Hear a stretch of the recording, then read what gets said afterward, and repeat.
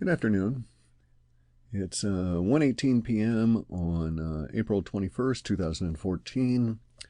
This is Cliffs Wujo for that date. We're located here in the southern end of the Salish Sea, sometimes laughingly called the Puget Sound Riviera. You know, like we would have enough sun to warrant that. Just as a note, we're now donation supported, and I'm going to fix the PayPal link on our main halfpasthuman.com page, and we'll have our Bitcoin address for donations right at the top there along with the PayPal. Today's Wujo is going to discuss our agenda items for ourselves as Half-Past Human, what we're going to be doing here in the next few weeks, including a new form of report output. Also going to discuss some chemtrail issues and some silver gold systemic issues, Bundy's Ranch, markets, and Ukraine, if we can get through it all without my voice giving out and without getting too much off topic. For those of you seeing this on YouTube, you'll notice this is a new format for us. We're going to start stamping and branding all of our material. I'm getting into the agenda items, by the way, and just put it up with YouTube stuff right from the beginning. MP3s will be available separately off of the Half-Past Human page for those of you who want to download and listen on some kind of a walkabout device or in cars or whatever without the need for the video. So that both formats, the YouTube videos and the MP3, will be available as we go forward here. And what we're doing is I've discussed this with Igor and Kathy, and we've worked out a lot of issues and so on, and discussed it with a few of our advisors, and we're going to try a little experiment. Actually, a twofold experiment. One experiment has to do with the nature of how we're going to deliver the reports. We're going to go back to our immediacy data intelligence report format, an audio report, but it'll be slightly different because it'll be delivered in a different form. And then the other experiment is we're going to go for the months of May and June, and maybe through summer if it's successful. We'll just keep it up if there's a need and it all works out. But we're going to continue. We're going to start releasing these this information free as basically YouTube videos, on an infrequent basis. On an irregular basis, but frequently. And the issue is going to be squeezing it into all of the other things we've got going. It's an easy way for, the reason we're going to go this, putting it out on YouTube and then having the MP3s available, is that there's a lot of overhead, a hidden amount of overhead involved in screwing around with selling stuff. It gets really nasty. It's good, it's direct, it's clean. There's a karmic completeness to it.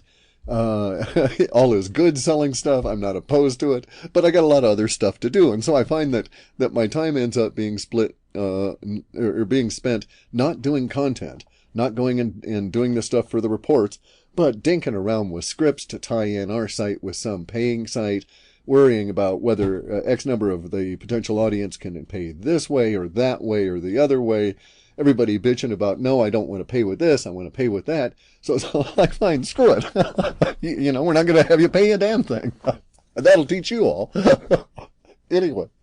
So what we decided to do was that we just go donation only for the months of May and June, and then see where we're at the end of June, because we expect a lot of stuff to materialize by then.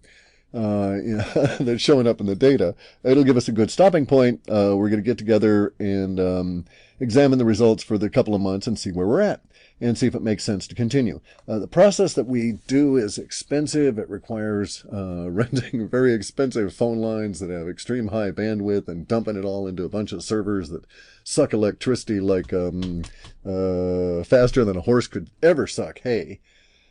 And, like I say, it's an expensive process. It's not cripplingly expensive. We've got enough money for the months of May and June. So even if we didn't get a single donation towards it, we've got the expenses covered. Igor's happy for getting relocated and moved. His expenses are covered by the money we're going to pay for the relocation of the servers. So he's good with that. And we're comfortable taking this a particular approach for the next couple of months. Me especially, because I've got all this other shit going on. And I got to get to it. And I don't want to devote this 18 or 20 or 30 or 40% of my upfront time and then unknown amount of processing each and every time we did one of these reports in order to figure out a way to most effectively sell the things, right? So what we're going to do is I'm going to make them in two formats. You wouldn't believe what we've got to go through to do this, by the way. I'll get to that in a minute. But I'm going to make them in two formats. One's going to be the YouTube thing with a bunch of pictures that may or may not be meaningful, depending on how, how awake I am at the time of the morning that I do them. And the other is going to be the audio component. The real meat of the reports in the audio. The pictures are probably there just, or mostly there just to, keep your eyes open while you're listening if you're watching them on YouTube. But this is our solution for the moment. A lot of it comes down to the high overhead in being basically a small single-person shop with all this other stuff going on. It'd be different if I wasn't swamped with all this other crud, which brings up the other issue. You'll note in the YouTube version of this that you'll see pictures of the boat shop and that kind of thing splashed in among all the other crud that I just dropped in that directory to make up the video component of this wujo. And that boat shed is going to be our new office and our new delivery site for the immediacy data information or intelligence reports, IDIR reports that I'm going to be producing. Now, the IDIR reports, if you're unaware of it, were an experiment that we had done last year, 2013. In which we did worked our butts off overnight in order to produce a regular series of reports that were the distillation of the immediacy data. If you're unfamiliar with our work, or even if you are, it doesn't hurt to remind you that the immediacy data is the place where we have the richness of detail. Unfortunately, it's the most ephemeral, and it expires so quickly. Its range is usually between 0 and 3 days from the time we catch the data. I won't go into the details of that at the moment. Anyway, and it has maybe an effectiveness of out to 2 weeks, but that's relatively rare in the general course of things. It's like any other bell curve kind of a process. So most of the data is going to be stale on the 4th or 5th day. And so immediacy data is great to look at, but it's quite challenging to work with simply because it flows so fast. The forecast requires that you have a near real-time level of processing on it, which we've now accomplished, which was kind of cool. The scripting wasn't quite as onerous as I thought, and it sure as hell was not trying to tie in somebody else's third-party payment system to our website. Anyway, though, it was real straightforward. Server, go do this shit and tell me when you're done. Anyway, and I've also looked at all of the, just as an aside, for the type of content that I'm going to be able to deliver in the near term, which is likely to be short, half hour or less pieces, and infrequent, or irregular but frequent. We just don't know how frequent. We don't know what our ability is going to be to produce these. Maybe we'll start off with one a week, might get sometimes 2 or 3 a week, and drop back to none a week for a while, just because of the things that are going on in the shifting of the servers, with us around shifting of us, our situation here, boat building, all different kinds of strange things, right? And so it will be irregular.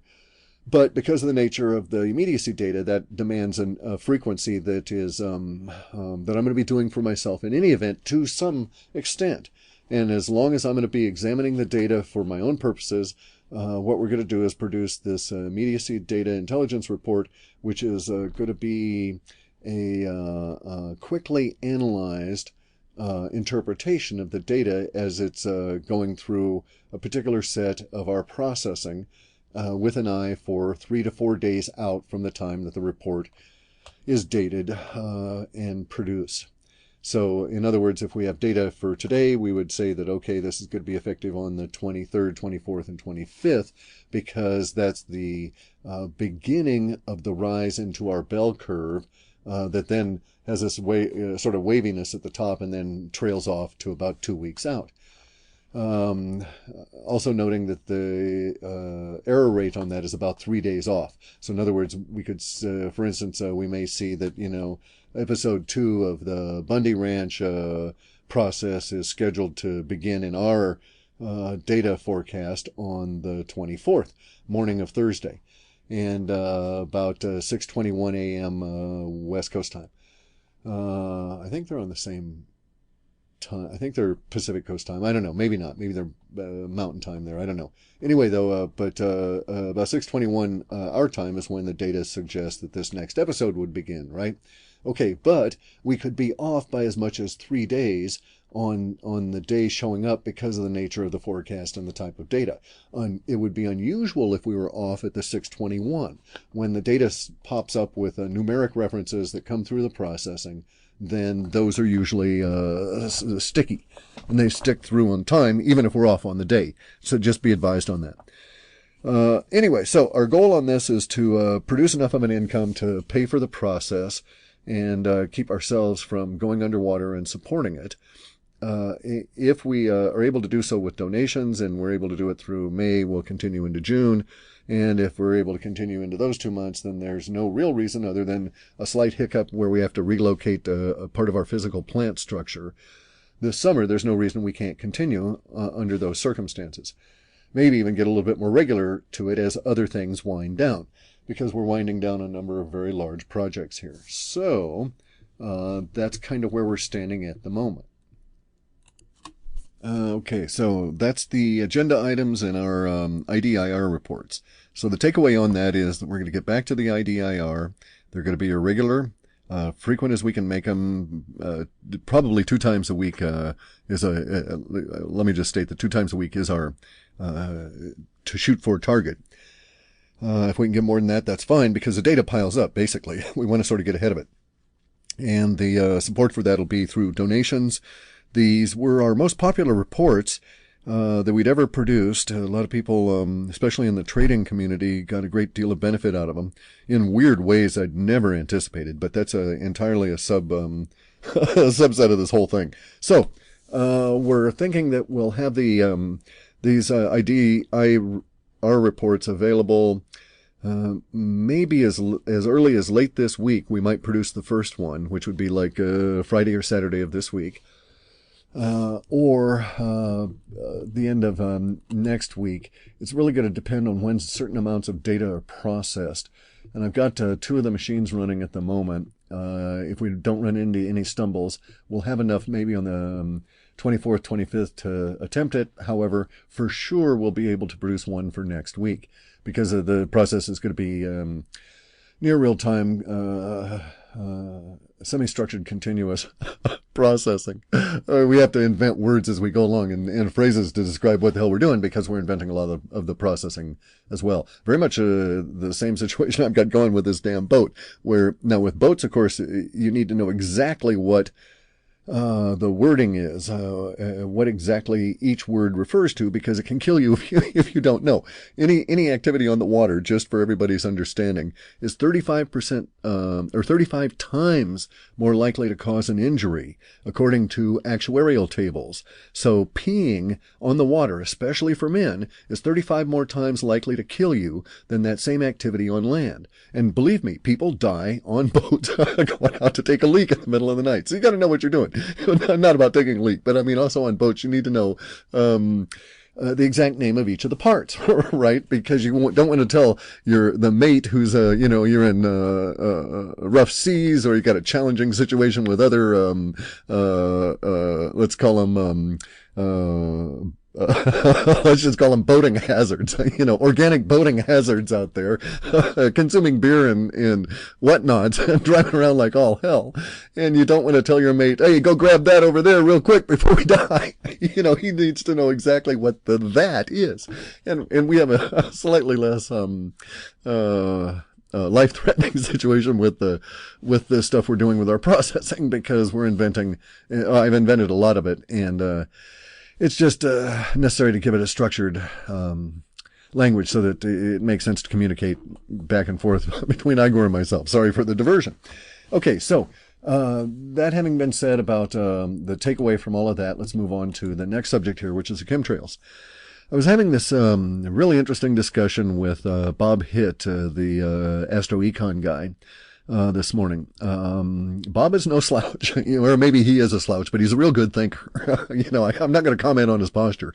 Anyway, though, he and I were discussing things, including chemtrails, and some of his observations got me to thinking about the way in which the chemtrail patterns have been laid out, the fact that we're now seeing reputed chemtrail line items in United States budgets and maybe in other budgets globally, and then the UN, the United Nations, under the control of the Kabul toady organization, is also discussing chemtrails. And now they're not discussing it in the form of radical geoengineering, which is really what it is, but in a much more lighter meme. So the reason that I'm bringing this up is that the chemtrails are extremely extensive out here in the West Coast.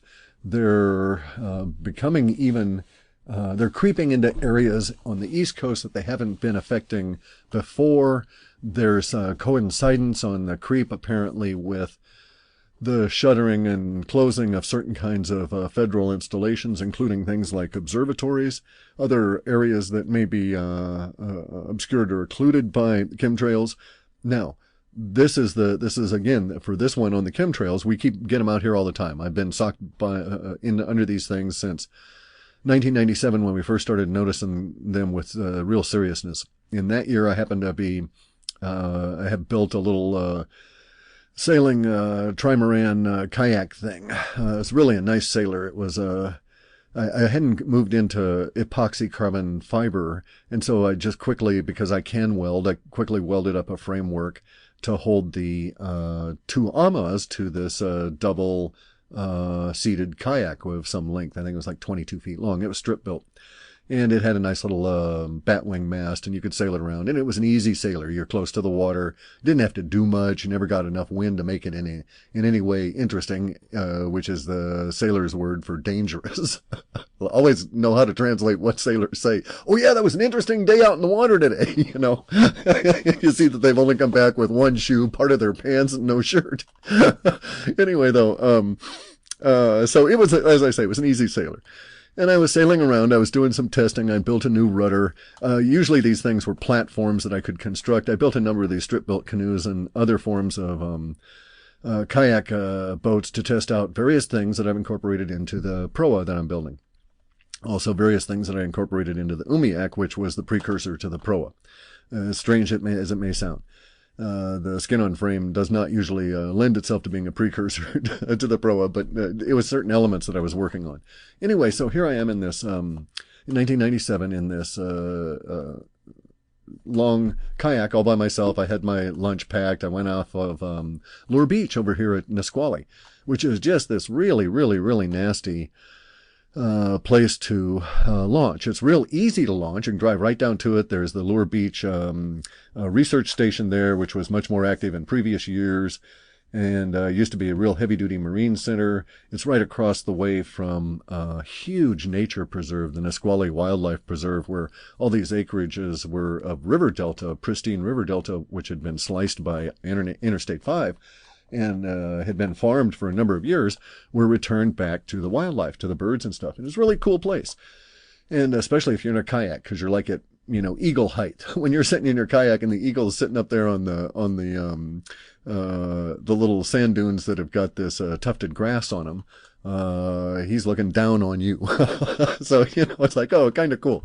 And there's all kinds of herons and, wildlife all around there. Now, it can provide for interesting times when you encounter some of this wildlife as well. However, my boat was very stable, but because of its width, with the two amas and this heavy iron, is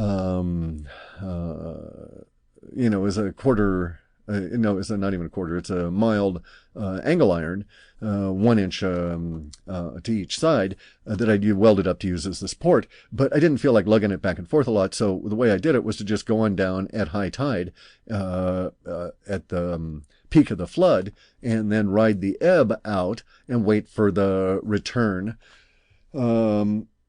sweep on this particular area before bringing the boat back up. And so I had to time it carefully, but basically it means I was out there for about half of a tidal cycle. Around here, those are 12 hours and 40 minutes. So I was out for usually between 5.5 hours to 6.5 hours.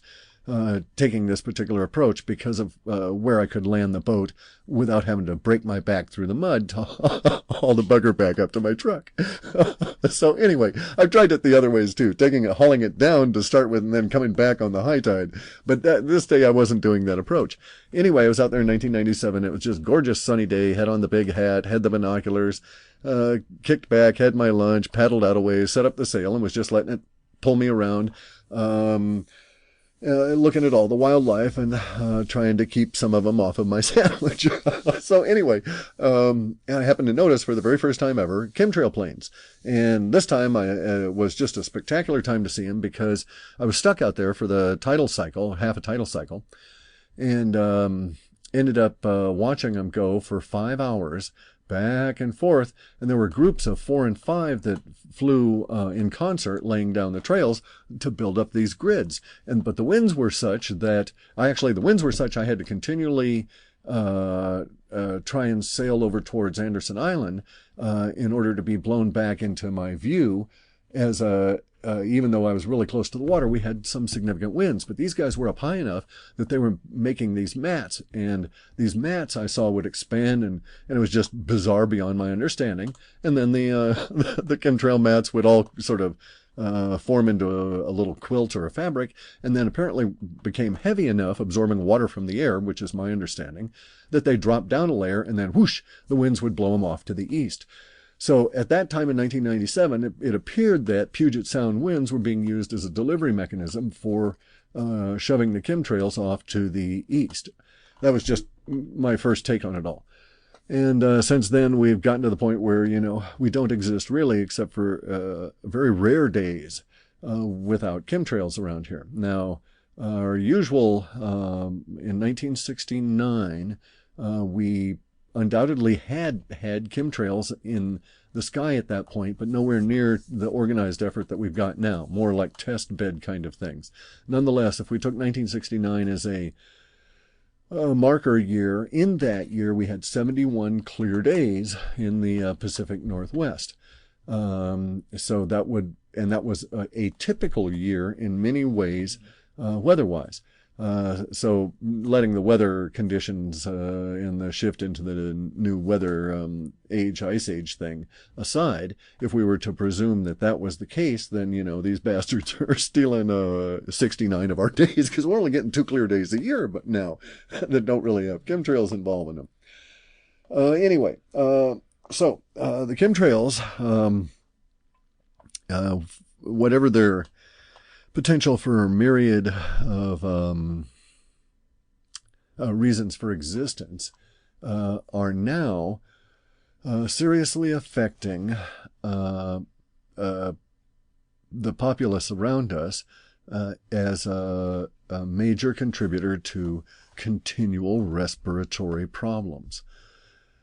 I'm acutely sensitive to this because of all the damn sanding I'm doing and the fact that I have to wear masks and stuff all the time. And I'm talking full face masks to, avoid the dust, and very dust conscious and so on. But the chemtrails are nonetheless causing a big uptick in respiratory problems. And to the extent that there's 2 anomalies here locally. I don't know if they're true in other areas. One I'm certainly putting down to the chemtrails, and that is that the rate at which ear, nose, and throat and pulmonary people and other individuals associated with respiratory care of humans and animals are employed is way up. Their office hours are that they're reporting, and their taxes, etc., are in their labor and industries, workers' comp hours are up due to an increased demand.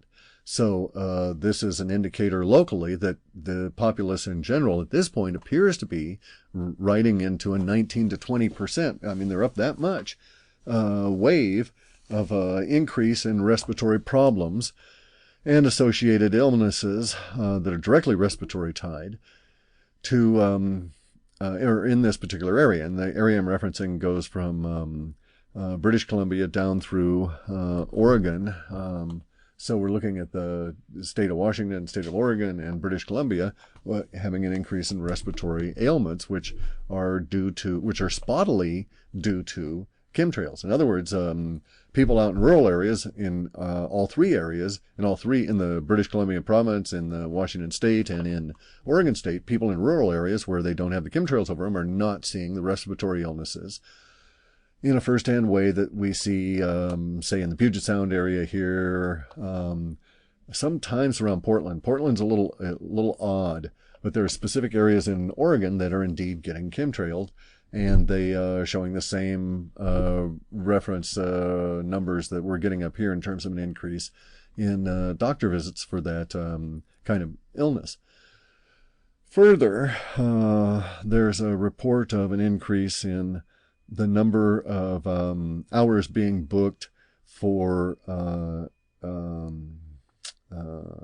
all forms of cancer surgery here in the Pacific Northwest and down into California. In this case, the hours are being referenced are also effective down into California, but they don't include British Columbia. So I don't know what's going on there, nor Alaska. They're not that differentiated. We just have a blocked set of numbers that indicate that the number of hours of surgery rooms being booked for specific kinds of procedures is way up for all forms of cancer, and not surprisingly, if one pays attention to Fukushima, for those kinds of cancers that are I don't want to say short-lived, but very rapid maturing forms of surface contact kind of cancers. So, in other words, the records would indicate a rise of cancer conditions involving skin and cancer conditions involving areas of the nose and the mouth, and cancer conditions of the esophagus that are apparently unrelated to any kind of thing like smoking or whatever. Some of these could, of course, be cross-related to chemtrails, who knows. But nonetheless, the general cancer-related conditions are such that the average waiting time in a lot of these, both the doctors and the specialized surgery centers, is way up as well. It's up on the order of 30 and 40%. So again, probably indicative of Fukushima and what's going on there. Okay, so now we're off on chemtrails. We're off on the Fukushima as a small side there. Now, we've got data reaching towards a tipping point, which is one of the reasons that we're trying to get our butts in gear here and get the servers relocated and certain procedures established to reach out far enough to be able to say, oh, okay, looks like tipping point, is going to mature in this period. If I had to guess right now, I would say it's going to mature sometime late summer, maybe as late as September. But it might be earlier. There's just no way of knowing because we don't have those metrics available because of the type of processing we're doing for the immediacy data. The tipping point, by the way, is where all of the entities share a sudden common direction of intensity of duration values, intensity of emotion values, and then the emotions are also synced up and heading in the same direction. And so all the entities have a tendency to coalesce in emotive natures, and some of the summation values we use for our interpretation into a tight little group, if you will, around certain linguistics. This is not the same as a context change. Context change is very broad, but it doesn't affect all the entities in the same way. So a tipping point is like 9/11. Whether it was whether your belief is that it was in some way an accident of history, and you're therefore a coincidence theorist, or you're aware of the reality that it was an orchestrated attack by the powers that be on the populace of the planet. Either way, we're in a situation where that was a tipping point around which all the entities evolved for a number of years and are still revolving to some extent as we spin out from that time, so to speak. So that would be a good example of a tipping point. We're approaching another one of those. There's no way at this point of knowing when it's going to go. We know it's starting to shape up because of indicators within certain key entities, and certain thresholds have been crossed that are never crossed unless there's a tipping point. So it's kind of like exactly and by the way, our definition of a tipping point is that last step before falling. It's irretrievable, irrecoverable at that point. You have tipped over the point at which you have control over the gravity and in which your feet are reacting, and you're now going to head towards gravity in which your face is going to react. So it is a tipping point, and the fall is going to occur. So beyond that point, with the tipping point, we're able to project, of course, some things, but just as with the 9/11 tipping point, we were able to project certain things beyond that, even in those nascent days of our processing. But at this stage, it'll be a while before we can figure out exactly when it's going to be popping up, or close. Last time we were within 85 days of the 9/11, I think, was when we let out our warning about it. Anyway, so we also have data about a silver and gold release. And thus my particular strategy here, that I know that the system is breaking down, and so I'm making bets on silver options which have a known downside and a great potential upside. It's complicated stuff, this option crap, all these abstractions. I haven't really gotten into it, and it's already scary. Anyway, though, here's the deal. These things could be associated, the shift in the silver and gold, Bitcoin, the other shifts within relative to other money media, if you will, could be related, or could be a key element of the tipping point, but we don't have enough data showing at this point, at this time, to indicate that those particular elements, which are going to be moving very rapidly, that is to say in the near time frame, are indicating that the tipping point is real close. In other words, what I'm trying to say is we've got data showing that silver and gold may make a big jump here at the end of April. But that doesn't mean that the tipping point is at the end of April. And in fact, it may mean really that the tipping point is destined to appear to us all in July, because the silver and gold shift at the end of April somehow triggers, massive derivative meltdown and other forms of economic mayhem, or not economic, because it'd be more fiscal or financial mayhem, as a result of contracts and bizarre abstractions coming unglued. So the end of April thing is going to be, potentially could be quite significant. We're going to be rolling out of a building tension period here in a while. It's like 1:30 or 1:53 p.m. On the 21st. And then we're going to be going into a release pattern here fairly quick. I haven't checked the news. I have no idea what's going on there. And I'm going to go and see if I can round up some of the indicators for the release and the building tension to see what kind of patterns are going to emerge. But in any event, the end of April one on the 29th is very interesting, because for us it extends all the way through out to May 8th. And again, I was talking to Bob Hitt, and we've got some kind of something on the 29th, and then we've got another thing, I think, on May 6th that he was referring to astrologically, that are important whoozy was it's for our gold and silver shift. Now, it's quite obvious they're still able to control this. We are waiting for a break, though. This is one of those things where if it's not going to be a black swan, it's going to be a pretty ugly gray swan showing up. Something unexpected is going to, according to the data, is going to come along and basically separate or disconnect paper debt from real money, which is gold and silver. We also show the increase in the language of the existential component of the Federal Reserve banksters extending into about May 6th as well. Actually, might as well just say out to the 8th. Then, by the end of the year, there's a real change in the linguistics around gold and silver. Both of these, the linguistic change is indistinguishable because it's the same linguistic set that they share. It relates to them returning to a monetary status. That doesn't in any way indicate price, but very late in the year, which is to say late in October, first part of November, there's a temporal echo of the level of linguistics that we've seen thus far this year about the existence of the Fed.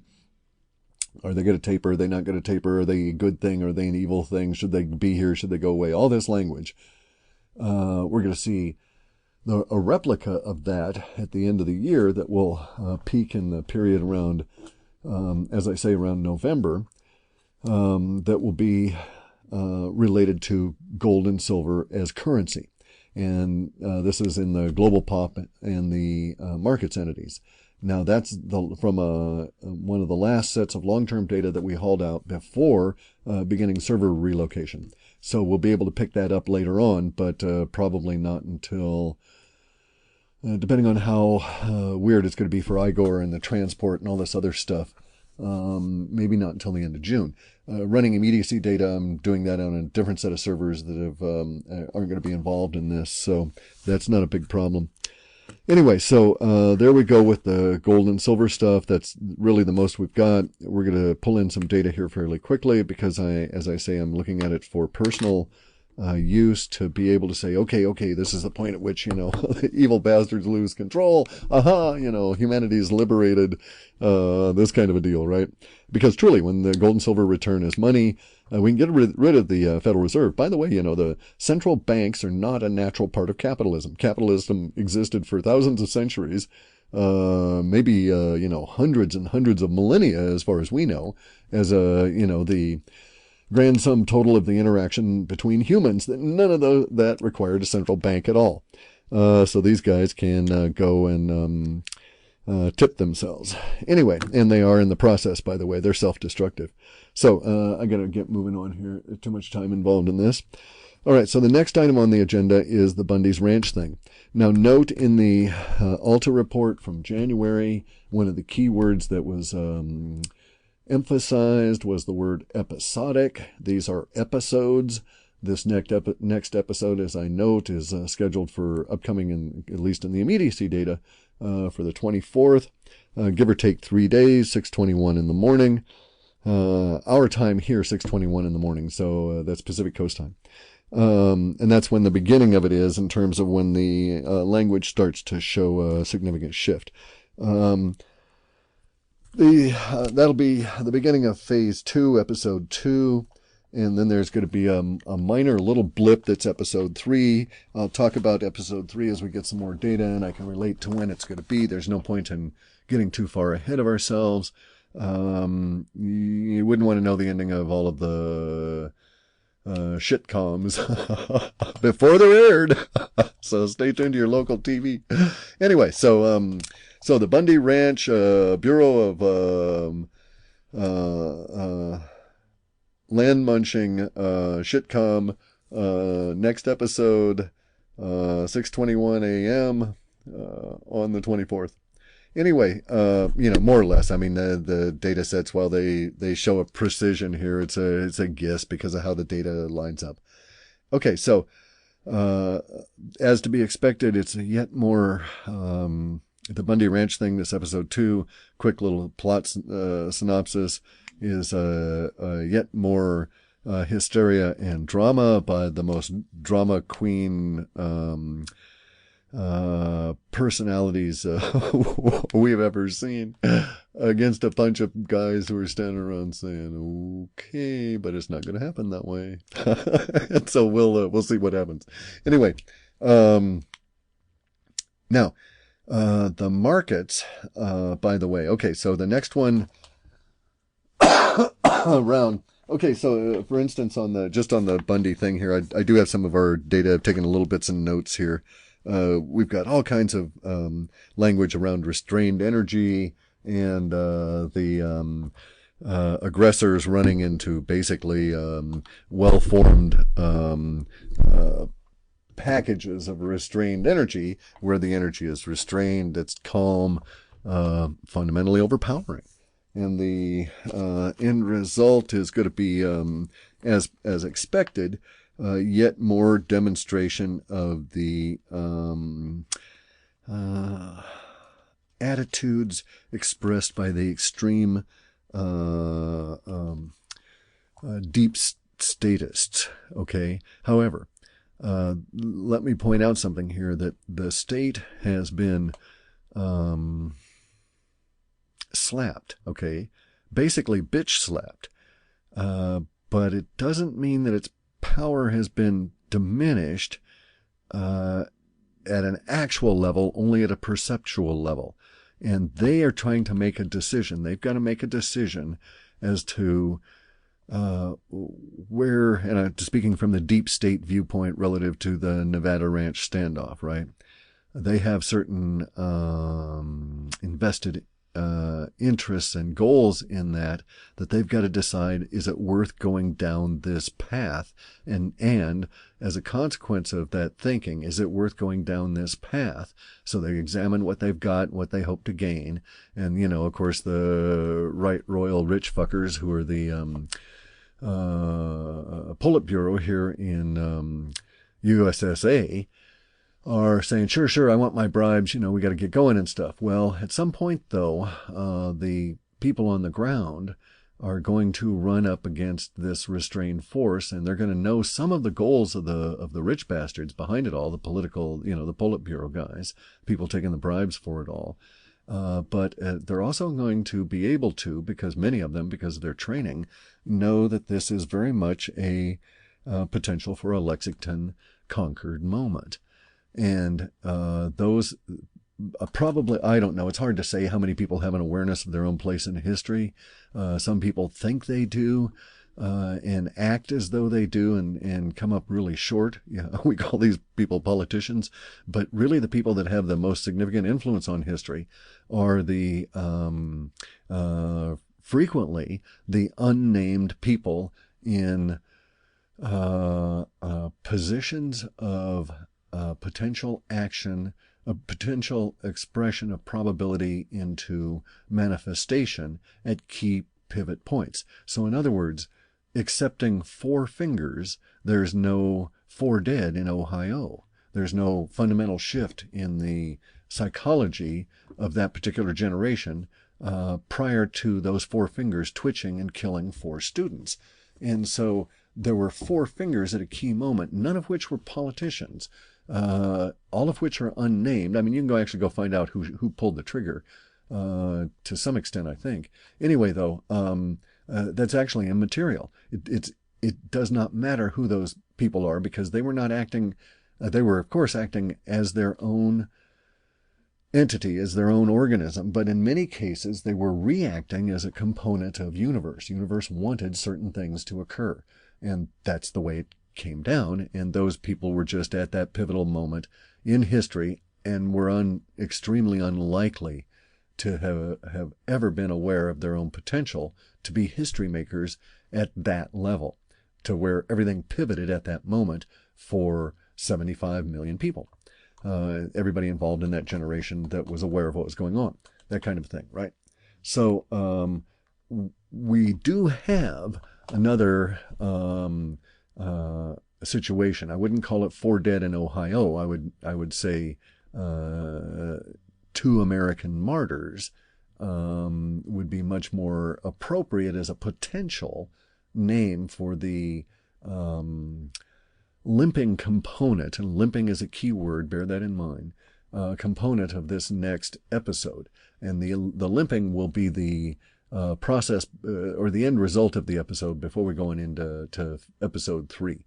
And we have that potential. So we'll see if there's individuals on both sides that are aware of their place in history, and if they can prevent universe from exercising certain probabilities into manifestation. If so, we'll know this within 30 days because episode 2 and 3 will play out in that period of time.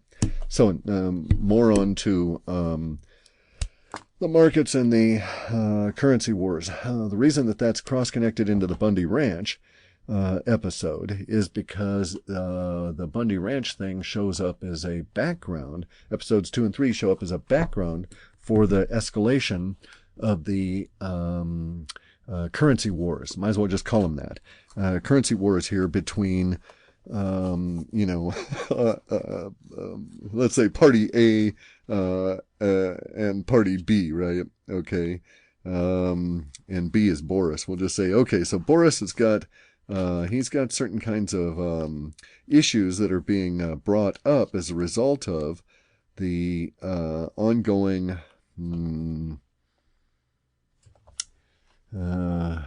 contention. That's just really the way to think about that. That we've got a situation of contention that's going to develop into, is progressing into currency wars. That's going to be in our data set showing up as a spike or a news focus against the background of the shitcom, BLM shitcom going on out west. And the reason it's going to show up as the currency wars kind of thing is going to show up against that background is because it's actually going to outweigh in the United States media's, in controlled media's, MSM controlled media's understanding of things, the potential for the impact of the currency war stuff is going to outweigh the what's going on emotionally, the intensity values of the background stories. And so we're going to see it come out that way, where there will be a lead-in that will be this episode 2 of the Bundy Ranch shitcom, produced by BLM. And then in the midst of that, we'll have a couple of these little spikes of information about the ongoing currency wars as they escalate with great vigor. I mean, with some real serious robustness. We're talking some major testosterone kind of thinking here going on with the financial, with the weaponization of financial structures and conduits. It's going to be really interesting, actually. And then we're going to end up with that whole thing going into a yielding state, and then once again concurrent with episode 3, we're going to see another ramp up of this Ukraine-centered financial currency war stuff, and that will go towards some form of a pre-tipping point state. How long we're going to hold that state, I don't know, because we don't have data going out that far. So there we go. It's been a long half an hour, ending up being closer to 48 minutes here. I'll let you go. We're going to slap some photos on here. They're relatively meaningless. It's just a bunch of, crud that I happen to have on this machine. And we'll get back to you with the IDIRs. They'll be posted right at the top of our site. And then I'll also have underneath the posting of the new IDIR reports a small little banner that'll tell you the last day we made any changes to any of the content below. Because frequently I'll make a few lines that say, oh, pay attention to this. This is coming out here, when I don't have time for any other communication. And so you should have both. One last thing for the IDIR reports, as well as for this wujo, I do put out Twitter tweets, because it's real easy, it's simple, and it's sort of like instant RSS without all of the fuss in between. so I can put those out and you can get a quick update that, oh, something has been changed on the site, or I'll just tell you, for instance, on this one, I'm just going to say, wujo's been posted, and you can put a link to it. And so you may want to sign up if on the Twitter thing and go to, I think it's Cliff Underbar. I'm sorry, guys. I don't know a lot of the overhead crap because I create it and go on. And I've been more focused on the content and on the boats and then on the health of everybody around us, the degrading planet around me. And overhead be damned. Okay, so as H.L. Mencken was fond of saying, in summation here, there comes a time when every ordinary man feels the urge to pull up his sleeves, spit on his hands, hoist the black flag, and begin slitting throats. And those times are coming. Sorry about that. Woke the dog up, too. If you feel up to it, you feel close to donating, run around the block, eat something. It's probably low blood sugar. Reconsider it. But then if you want to, you can go to our site and do so. Thanks, guys. Bye. One last thing I wanted to point out, and I think I can go see if I can find an image for it as well. Like a naked woman with tattoos bent over in front of you. With her, you're never sure where she wants you to look. Bear that image in mind, as bizarre as it may sound. Bear that image in mind as we go through these next 2 weeks or so, okay? When you see that a naked woman bent over and she's got tattoos, and your eyes are thrashing all around for a good place to settle down, bear in mind that you're not looking somewhere else. So just a heads up. I don't want to be too mysterious, but that was just some weird data set we had, and I thought to take advantage of it.